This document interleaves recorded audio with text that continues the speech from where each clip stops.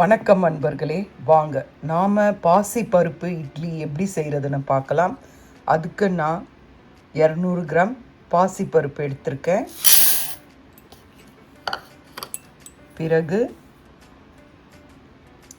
அரை cup 125 gram உளுத்தம்பருப்பு எடுத்திருக்கேன்.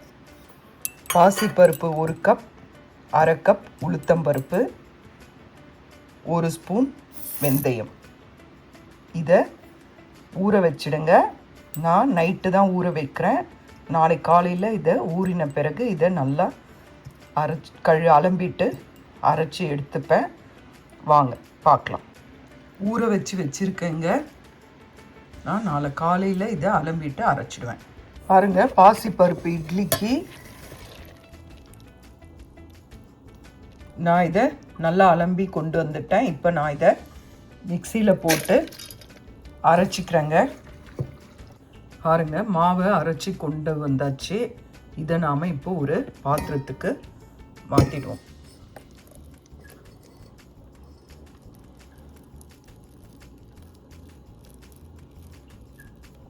இதில் 1 ஸ்பூன் உப்பு போட்டு இதை நல்லா கலந்து விட்டு நல்லா கலக்கி விடுங்க. கலக்கி விட்டுட்டு நாம் இதை தட்டை போட்டு மூடிடலாம்.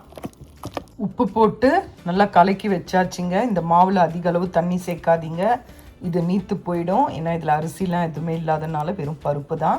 அதனால் திட்டமாக தண்ணி விடுங்க.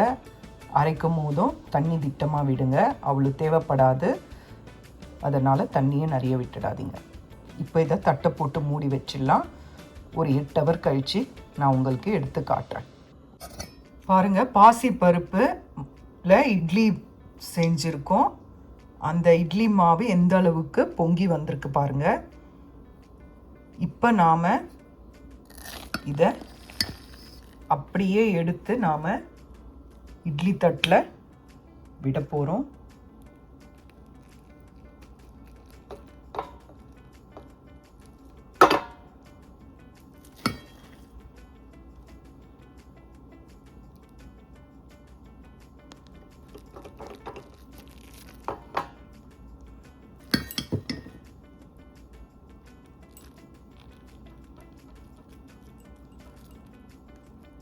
எவ்வளோ நல்லா பொங்கி வந்திருக்கு பாருங்கள்.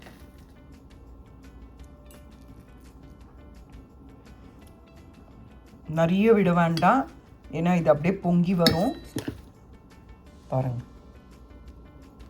பாருங்க இட்லி பானையில் வச்சிடுறேன். இது நல்லா எழும்பி வரும். வந்த பிறகு உங்களுக்கு காட்டுறேன். பாருங்கள், நான் 15 மினிட்ஸ் வச்சேன். இட்லி ரெடி ஆகிடுச்சு. ஆறின பிறகு உங்களுக்கு எடுத்து காட்டுறேன். பாருங்கள், நல்லா ஒட்டவே இல்லை பாருங்கள். கையில் நல்லா சாஃப்டாக இருக்குங்க. பாருங்கள், இட்லி எவ்வளோ நல்லா வந்திருக்கு பாருங்கள். சூப்பராக இருக்குங்க. இதை செஞ்சு பாருங்கள். இதில் அதிக அளவு ப்ரோட்டீன் இருக்குது. சுகர் இருக்கிறவங்கெல்லாம் தாராளமாக சாப்பிடலாம், இல்லாதவங்களும் சாப்பிடலாம். இதில் அதிக கார்போஹைட்ரேட்ஸே இல்லை. அதனால் இந்த மாதிரி செஞ்சு பாருங்கள். இது ரொம்ப நல்லாயிருக்கும். இதுக்கு பாருங்கள், வெங்காய தக்காளி தொக்கு நான் பண்ணியிருக்கேன். நீங்கள் சட்னி செஞ்சுக்கலாம், சாம்பார் என்ன வேணாலும் செஞ்சுக்கலாம். இதை செஞ்சு சாப்பிட்டு பாருங்கள். இங்கே பாருங்கள் எவ்வளோ சாஃப்டாக இருக்குது பாருங்கள். ரொம்ப நல்லா இருக்குங்க. சாப்பிட்றதுக்கு ரொம்ப சுவையாக இருக்கும். இதை செஞ்சு பாருங்கள். பிடிச்சிருந்தா இந்த வீடியோவை லைக் பண்ணுங்கள்.